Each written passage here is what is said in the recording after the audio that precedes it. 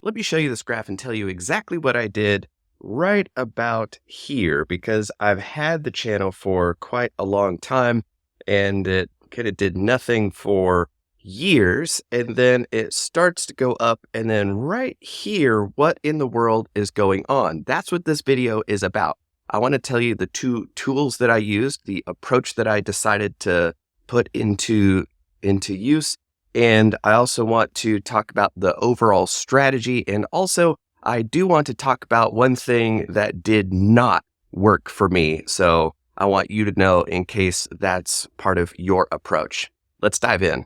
Hi there, I am Jonathan Pritchard from iCanReadMinds.com, and I recently got monetized, and I want to make this video to help you if you are on your journey. And also, I want to cement this moment for myself for in the future. I can look back and go, oh, look how cute he is. It's so precious.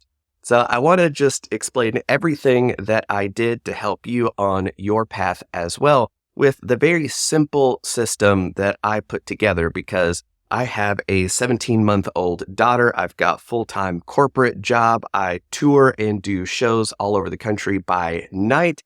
I've got a wife and a family and hobbies and all sorts of stuff. So how in the world did I find time to grow my channel enough that I got monetized? That's everything that I want to dig into and show you in case you've got a packed calendar, overworked schedule, and you still want to make YouTube work. Now, first, let's talk about the two tools that made it all possible, because I keep track of all of my ideas. And I used to have a pocket composition notebook, like 99 cents from Amazon. And I would write ideas down in there. I would write ideas down on Post-it notes, on the backs of envelopes. I would try to remember it myself.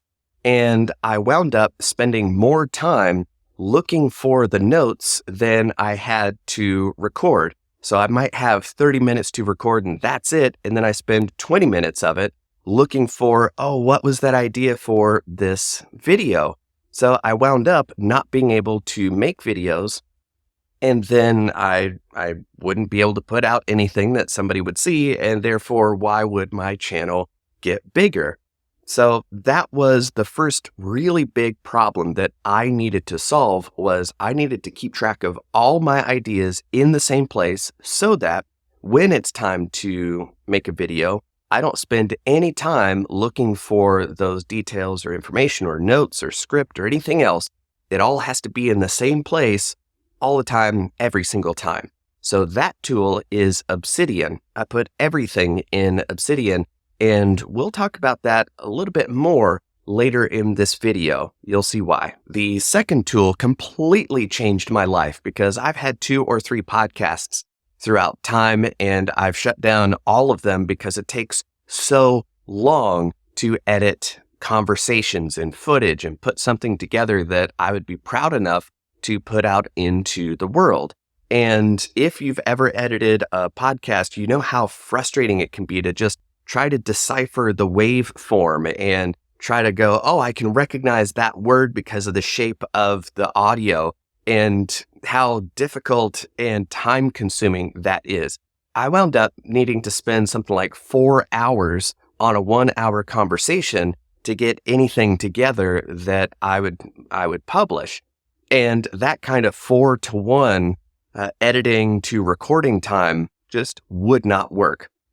So I found something that helped me edit crazy fast, and to do it faster than I ever thought possible. In fact, I'm making this video that you're watching with this tool right now. And that tool that helped completely change my life is called Descript.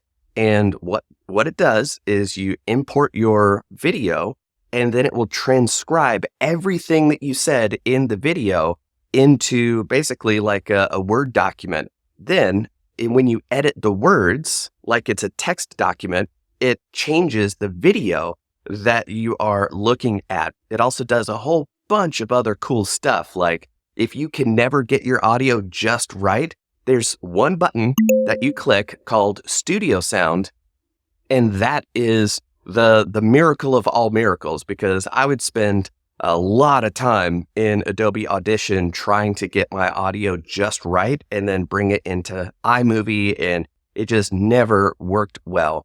But with Descript, I can drag this footage into Descript, hit Studio Sound, and then suddenly I sound like a radio announcer. So that is a tool that without it, there's no way I could have put out enough videos in the amount of time that I did to get this channel to get bigger.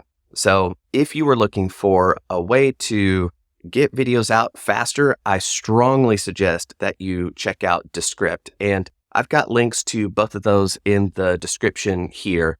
And you might, there's before you start using it, and then after you start using it, you'll be a completely different person. Now let's talk about the one decision that changed everything for me. And the approach that I had done was, I want to make sure that every video is perfect before I put it out there.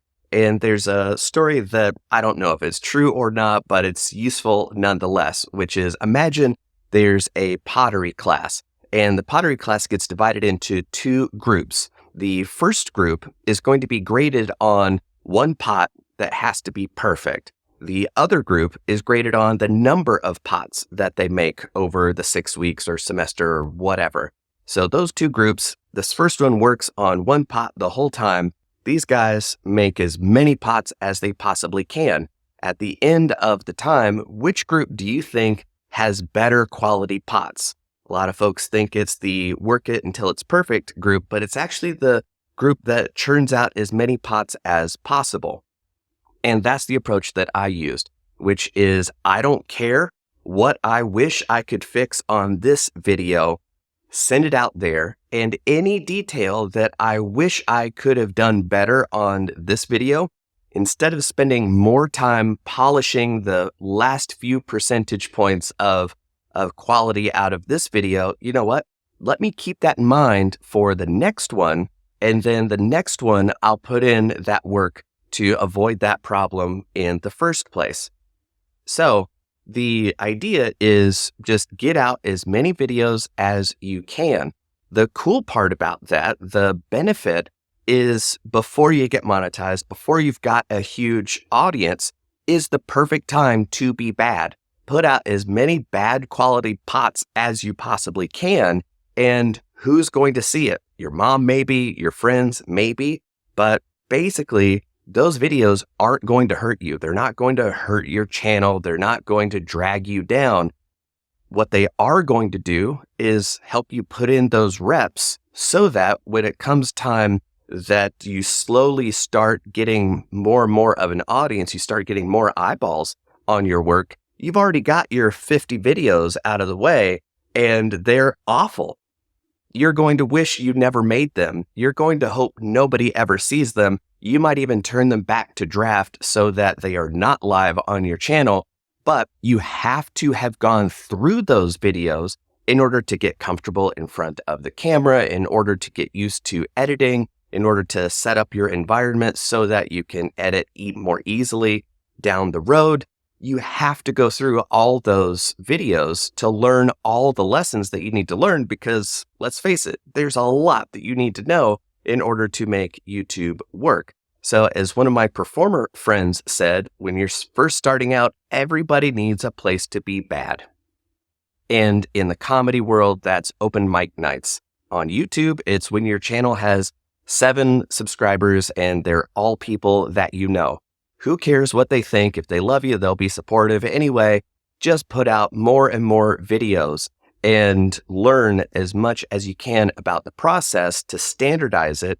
And then when it kicks off, you've got a system that works for you. And to that point, let's talk about what topics I was covering that did make that hockey stick jump. So how in the world did I make that line go from this to that to this? Well, it goes hand in hand with make as many videos as you possibly can, because I'm a professional performer and entertainer. I've been traveling the world doing mind reading shows for companies like BP, State Farm, United Airlines, Discovery, those are some of my corporate clients that I get flown all over the world to entertain at trade shows, at conferences, at their sales events, training salespeople. So I've got a lot of footage of me traveling the world and visiting different places. So I make videos about that. I also teach people how to do mind reading tricks and stunts. And you know what? Cool. Let me show you exactly how to do this and entertain your friends.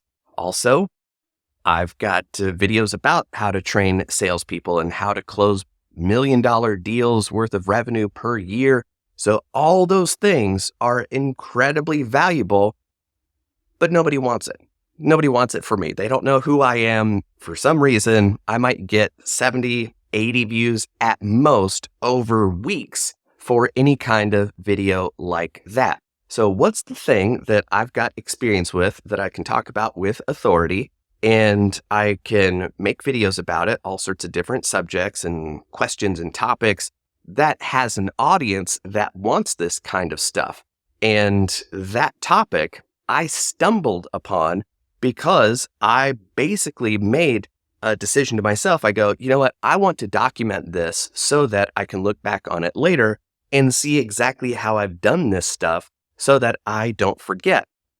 So I was making these videos mainly for myself and decided to put them on YouTube, and those are the ones that popped off. And those are all the videos about Obsidian. That's the topic where what I'm good at and can talk about and what people are looking for, that Venn diagram overlap, that tiny spot where those two circles meet is Obsidian. That's the one topic that when I post about that, it gets thousands of views. And there was one that got something like 24,000 views as of the time that I'm recording this. And that single-handedly has grown that channel. That straight up line are all the people that subscribe to me for Obsidian videos. So my strategy was do as many different topics as I can that I can speak with authority and to cover as many different dimensions of that as I possibly can. And then maybe one of them's going to work. And that was my approach, was to make videos about everything, see what works. When I see what works, focus in on that. I didn't worry about what's my niche, what's my brand, what do I need to focus on, and then go all in on that. That goes back to, you've got room to be bad. Nobody knows who you are. You aren't ruining or diluting your brand by doing a whole bunch of stuff. You've got to do a whole bunch of stuff to see what one thing your audience wants to see from you. Once that kicks off, you go, oh, maybe I should make more videos about that topic. Do more videos about that topic, and then suddenly your channel starts growing like gangbusters. So let the market tell you what to do more of, balanced by what you like to talk about and can talk about, and then you've found your niche. So don't worry about it too much ahead of time. Just throw everything at the wall, whatever sticks, focus on that, and then that's how you can grow your channel. You can still do videos about the other stuff too. Yeah, you just might not get as many views, but who cares? It's really all an adventure all the time anyway. So now I want to talk to you about a couple of things, some approaches and ways that I thought about making videos, and also things that did not work for me so that you can avoid that if this is your situation too. So for me, I had a standard process because I've got a 17-year-old kid, like I mentioned, and a wife and family and hobbies and all that kind of stuff.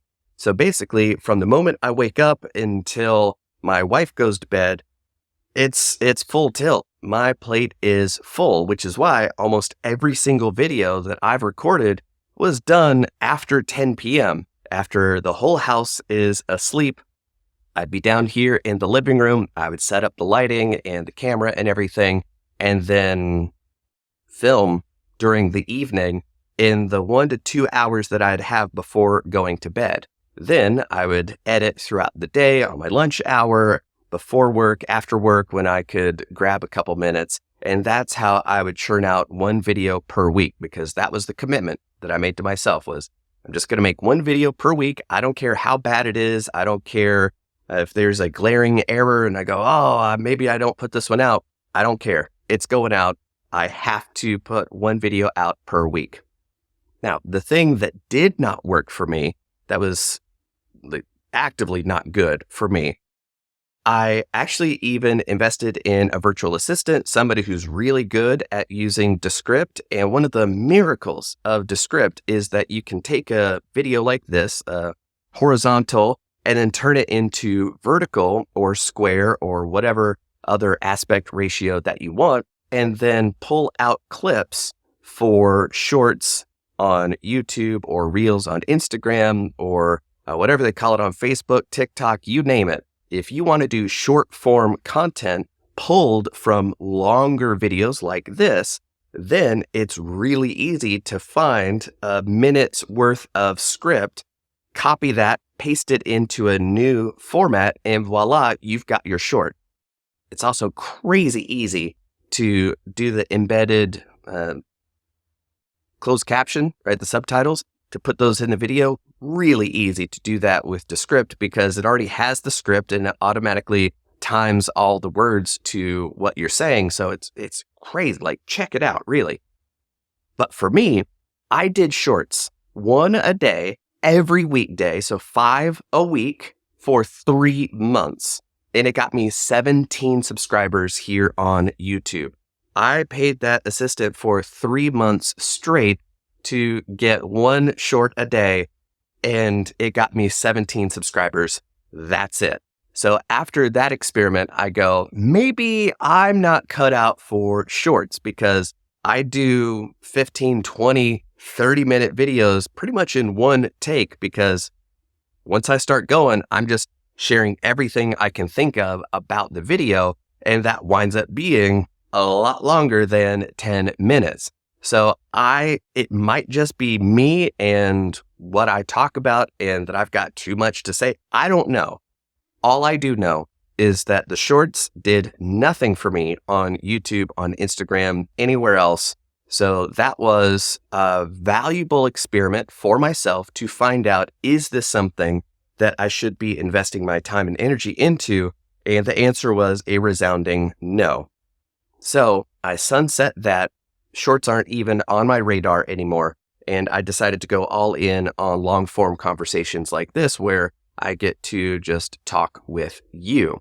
So that's kind of my system. That's my process for how I got my YouTube channel up above 1,000 people and got more than, 4,000 watch hours. It's all about making Obsidian videos and helping people wrangle the information in their life and to build their own personal knowledge database. So if that sounds interesting to you and on your YouTube journey, you need to keep track of a whole lot of ideas and that kind of stuff, then I strongly suggest that you check out this playlist where I've put all my Obsidian videos in one place. You can just go through them and start with how to organize your vault and to start there. If you want to watch my adventure and to follow along, then why don't you subscribe to the channel? And if you've gotten this deep into the video, it'd really mean a lot to me if you hit that like button. That way more people will be able to kind of get some value in how to grow their channel as well. But that's it for me right now. Thank you so much for watching. My motto, if you can change your mind, you can change your life.